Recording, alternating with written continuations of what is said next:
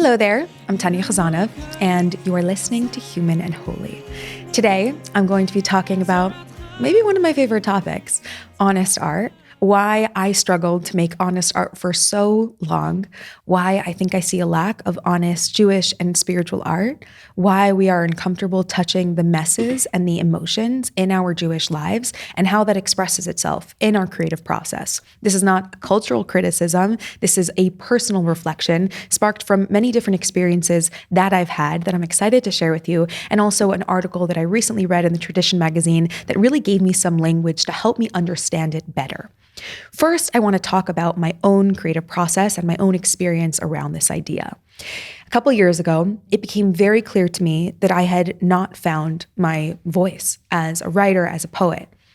And I know that this is something that will shift throughout the years. And even if right now I feel rooted in a certain voice, I imagine that there will come a time when there will be a new blockage and I will have to work through that blockage and I will evolve into a new voice that will feel more me and probably more mature and more experienced and skilled and so on. So I'm not saying that I have found my poetic voice for the rest of time, but that I have settled into something right now in the work that I'm doing that feels like who I am. It's like a clear channel from my current voice, even if it isn't the voice I'm going to have for the rest of my life. So let me take you to a couple years ago. When I was 19 years old, I started a project where I wrote a daily poem based on the Tanya of the day. The Tanya is divided by the days of the year so that a person could study a portion of the Tanya every single day and get through the Tanya every single year. So I committed myself to publicly writing poems on the Tanya of the day. Something I loved. I was doing it for a couple of years, really enjoying it. Then I really wanted to refine the poems and refine the work. Obviously, if you're showing up daily, then some you love more than others. So I wanted to really refine the work that I was doing. But everything that I was making felt too neat. Everything I was making felt too well-behaved. It wasn't communicating, which to me is really important, the honest experience of a human being interacting with these ideas. Every single poem I was writing ended with the answer. It ended with truth, capital T. It ended with a definitive statement that really closed the loop that had been opened within the poem. And I realized that what had stopped resonating so strongly for me was that I was telling people what the right thing was. I was telling people what the truth was. I was telling people what the answer was. And because for a couple years, I'd really been in pursuit of creating more honest art, of bringing more struggle and more of an honest record of the humanity, of my humanity in my interaction with these Hasidic ideas, I had failed to end and close each poem with that open-endedness of life. And instead, I was closing the loop with the truth that I was seeing within the Tanya, but that I wasn't necessarily experiencing with the same finality in my life, because life is so much more open-ended. And to me, the power of poetry is in many ways its open-endedness and the way that it opens up a question or a thought or a feeling for you to mull over and sit with, and it opens up a new channel instead of closing the loop. It doesn't give you an answer to tuck away and take with you, but it opens up a new channel. And I was failing to do that. And I think that that personal experience that I had in my own creative process is a reflection of a larger, more collective thing that I see in Jewish art, which is that especially when we are making art about spiritual themes or concepts or ideas, many of which we experience in real ways in our lives, our instinct is to write about them definitively, is to write about the truth. But art is not supposed to be definitive. Art is not supposed to be a record of the emes that we see within our Jewish texts. It is an honest rendering of the human experience of life, woven with spiritual ideas that are very real to us, but without that imposed truth or experience on it. There's a great line from a Distant Cousins song, "Truth is like a lion, you don't need to defend it." And I think that what I was doing for so many years was trying to defend the truth in a new form, which was an art form, instead of actually making art, which is an honest expression of our own experience. And looking back, I think that the struggle with writing art that was like kind of defending truth instead of expressing honesty wasn't just about this belief that like art should be something that depicts the truth wholeheartedly, but was also a reflection of an inner discomfort with the open-endedness of my own spiritual experience and the way that ideas could be so so real to me and still be something that I was navigating how to really internalize, and just coming to terms with the journey of life and how Judaism and a connection to God and an integration of mystical ideas is not a straight path, and it ebbs and flows, and there's a lot that has to be tended to in order to have a really honest experience of God and our Judaism. And coming to terms with and accepting the real process of having a spiritual connection in a very real world, I think requires a spiritual self-confidence. And real exploration requires a strong sense of rootedness. And I think that we think that real honest art requires being in a messier space that would mean less spiritual self-confidence. But I would argue, and I'll share it in some of the words that I really connected with from this particular article that I mentioned at the beginning of the episode, real honest expression and a real acceptance of the messiness of life is actually a reflection of spiritual self-confidence and courage. And the lack of honest art or honest self-expression is a reflection of our own spiritual insecurity in our Judaism. This has been my experience and something that I see a lot of, and I often find myself yearning for more Jewish art that speaks to the real experience of life. This article is called Orthodoxy, Wealth, and Tackiness by Alex Ozar. I'm not obsessed with the title, and some pieces of this article I did not agree with, but I really connected to its reflections on why perhaps we are not seeing that truthful, courageous, soul-ripping, honest, sensitive art in the Jewish world. The reason we fail to produce art and artists is that much of organized Judaism is currently attached to a bourgeois mentality, and this mentality determines the style of its Judaism. We are focused on achieving middle-class success with all its trappings, and this requires a vigorously cautious adherence to convention. Just skipping a couple lines, the typical Philistine prizes security above all. He suppresses emotion and avoids risks, since caution is his watchword. The bourgeois life, underneath its well-polished surface, is a life of deep spiritual anxiety. But Judaism, and he quotes Michael Wischergrad, argues, requires spiritual self-confidence. The lack of genuine Jewish art is a very dangerous development, not mainly because our synagogues and homes exhibit poor taste, okay, arguable, but because a totally bourgeois Judaism will be a dead Judaism. The great souls of Judaism, as of any religion, are not cautious members of the middle class. They do not calculate their actions from the point of view of prudence. They do not hesitate to stick out, to be different, to risk everything on their mission. A bourgeois Judaism is dead because it is out of contact with the explosive ferment of the religious spirit. A bourgeois Judaism is dead because it is out of contact with the explosive ferment of the religious spirit. And I'm going to skip a couple of lines just to read what really stood out to me. But just to summarize what's said there is that sometimes the spiritual anxiety comes from a lack of real, thorough connection and rootedness in our Judaism. And when we feel kind of doubtful about the sources of our Judaism, or if there's this lingering sense that maybe none of this is real, or maybe God isn't real, or if God is not a real presence in our lives, then we develop this spiritual anxiety that has to be assuaged and comforted with real conformism, because we don't want to rock the boat. And even when we are not inclined toward over skepticism in our Judaism, we are left with a lingering sense of anxiety, a kind of Unheimlichkeit about it all. We can and often do avoid feeling this anxiety through redoubling our focus towards bourgeois conformism. But the cost is our spiritual courage. And continuing along that note about not necessarily having a very strong sense of rootedness in our Judaism, where we sense that our Judaism is not as real as it could be. And as a result, we avoid honest self-expression because it would touch the part of us that doesn't really know if Judaism is real and doesn't really know if God is real. As a result of this repressed anxiety, there is a loss of spiritual self-confidence. Judaism can serve as the spiritual matrix of artistic creativity only so long as it is reasonably intact, as long as the Jew is not detached from and ambivalent toward his own Jewish identity. The absence of a Jewish literary, artistic, and musical culture is therefore a symptom of a serious spiritual crisis in Judaism. There's so much for me to unpack here. And again, moving away from a cultural criticism, I think that in my own life, again, I think the loss of spiritual courage and self-confidence definitely came from this suppressed anxiety about my own Jewish identity, and how my Judaism I sensed was so real and so important to me, but did not have the full legs in my life, the full sense of plantedness and rootedness.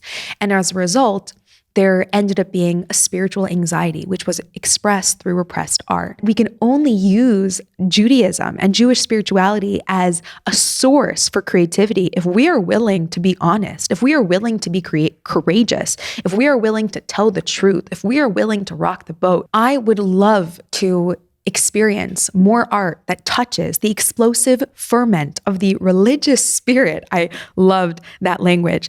And I would love to see less art that seems to be born of repressed anxiety about a subtle disconnect from our Judaism. And listen, there's lots of different types of art, and I am someone who appreciates all art. I don't think only explosive, courageous art has value. I think that there's just pretty art. There's art that makes you feel something. There's art that makes you feel good. There's like the music in the Jewish world that is just about like singing to God from like a very pure place. And all of that is beautiful. But what I'm talking about here is that like messy art that is courageous, that is not afraid to express my humanity, that is not afraid to peel back the window on what it really feels like to wrestle with your Judaism in an honest way.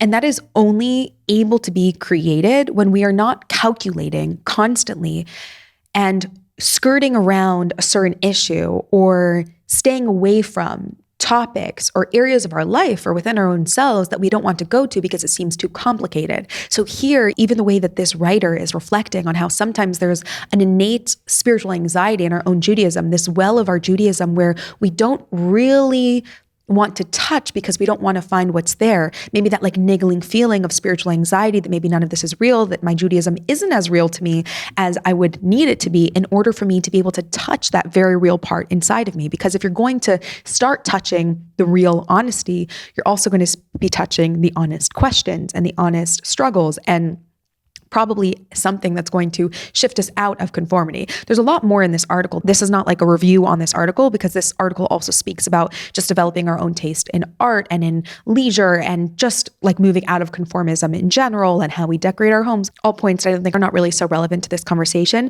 but these couple paragraphs that really spoke to why we see a dearth of courageous art that doesn't seek to protect something or defend something, but just seeks to tell the truth about life and in all of its messiness and imperfection is possibly coming from this innate spiritual anxiety. I think that sometimes when we have our own inner blockages, we also end up blocking God away. And for myself, part of this has also been just having a raw relationship with Hashem. I cannot have a raw relationship with Hashem if I am numbing myself to my own rawness and questions and confusion and path and journey. Touching that within myself allows me to then speak to God in that way. And to me, art making is an act of devotion. It is a letter to God. It is an expression to the oneness of the universe that holds all of us. And it's the only thing that I feel is asked of us in return for being on this earth, for being gifted of being part of this beautiful world that was created by Hashem, that God is recreating at every moment, is to create with devotion. And that could be an artistic craft. That could be living our lives with devotion. I think life is an art form in many ways. That could mean studying as an art form. There's so many, I think that like every avenue of life could be lived as us seeing ourselves as artists, and to be able to touch that courage and to ask ourselves discerning questions when we feel that we are not able to touch that courage within ourselves, when we are falling into conformism, either in our expression in our art, or in the way that we're teaching Torah, or in the way that we're living our lives and making decisions about our futures and our children's futures. Is it from a place of spiritual anxiety, or is it from a place of spiritual courage and really being able to step into honestly our expression and our voice in this world? That is what is so relieving about experiencing real art, is that it just echoes the experience that we all have of life, which is that life is alive and it's beating and it's bloody and it's gory and it's stunning. And that to me is what beautiful art does. And honest art, honest study, honest living, all of it comes from a deep inner root and sense of connection to our Judaism. And when we have that, we are no longer looking over our shoulders, but we're actually able to speak from an internal space and to trust that I can create and say something meaningful. I can say the truth about my life. I can say the truth about my experience when I study Torah. I can seek and be curious about different areas of Torah study, and I can follow my curiosity and I can honor them. I can cultivate my own sense of taste in this world. I can live and express in the way that my soul is being called to. And the more connected I become to my Judaism, the more I am empowered to speak honestly about life and the imperfect process of life, and to express that real struggle that we experience, that all of our texts speak about us experiencing, without constantly trying to manage our words or defend the truth. What's coming to mind is the line in Tehillim from David HaMelech, where he says, Keli, Keli, lama asaftani. My God, why have you forsaken me? And in today's day and age, most people do not feel comfortable saying, my God, why have you forsaken me? And I've noticed this a lot in the social media discourse after enormous tragedies in Israel, as we've been seeing over and over again, or when we experience like new and crushing losses, like recently when there were a bunch of soldiers who were killed tragically in an accident in Gaza, that the instinct is like, God has a plan and we need to strengthen ourselves, which 100% I agree with. But there isn't as much space for like the honest human experience of like, God, it feels like you've forsaken me. And to not have to censor ourselves so much in our Judaism. We have this record with David HaMelech, and in the same chapter of Psalms, in the same chapter of Tehillim, he continues to speak about God in a way that obviously shows that God is so real to David HaMelech and that God is with him in a very real way. But still, because of that spiritual self-confidence that David had, because God was so real to him, he could also say, my God, why have you forsaken me? And in today's day and age, as Jews, are we in touch with that raw part of ourselves? Are we in touch with that courageous part of ourselves? Are we conforming to a certain experience of having connection with God? Are we trying to manage a relationship with God? Do we think there's a right way to do it? Meaning, are we allowed to say, my God, why have you forsaken me? Are we allowed to say that? If that's the honest human experience of relationship with God, are we allowed to say that? Or are we so afraid of honest human expression in our Judaism that may actually be a reflection of spiritual anxiety and insecurity, and not from that spiritual self-confidence and courage that we think it's coming from? As soon as we start managing the human being's expression of a connection with God and experience of the Torah, I think it automatically points to a root that is a little shaky. And the more rooted we are in our Jewish selves and our relationship with God, the more comfortable I think we feel to honestly express what we feel in our connection to God, what we feel in response to tragedies. And that doesn't mean that we can't work through those experiences and emotions. But David HaMelech was writing poetry. And in poetry, he said, my God, I feel that you have forsaken me. And sometimes a human being feels that way. And sometimes that is the honest expression of where our hearts are. And I would argue that that takes courage. It takes courage to be honest. And that honesty and that courage is reflective of very strong spiritual confidence and root and settledness in your Judaism and your connection to God. And if you're seeking greater expression and a more raw experience of your Judaism, a more honest connection to your Judaism, which for me, I saw the lacking of in the way that I was expressing myself through my own art forms, begin to voice what's going on inside. Be honest. It's not going to threaten your Judaism. It's going to awaken it, because a relationship with God is founded on real honesty, on emes, on honest dialogue.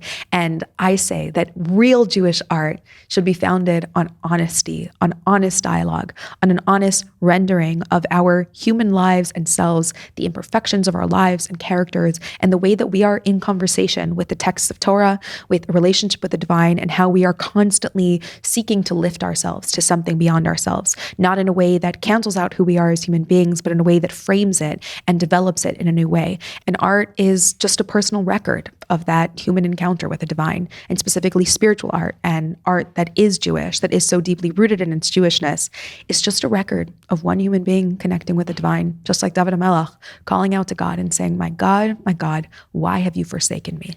It's not halacha. We're not saying this is the truth of the world. We're not saying God has forsaken the Jewish people. We're just saying, look at David HaMelech, struggling, in pain, and feeling that God has forsaken him. This is allowed in Jewish art. We are allowed to tell the truth. We are allowed to express our emotions in true ways.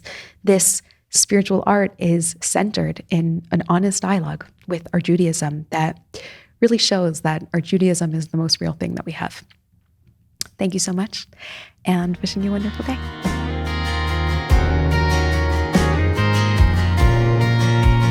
אלוקיי זכני נא בתורתך ובמצוותיך, לחבר את נשמתי תמיד אליך, לחבר תמיד אליך.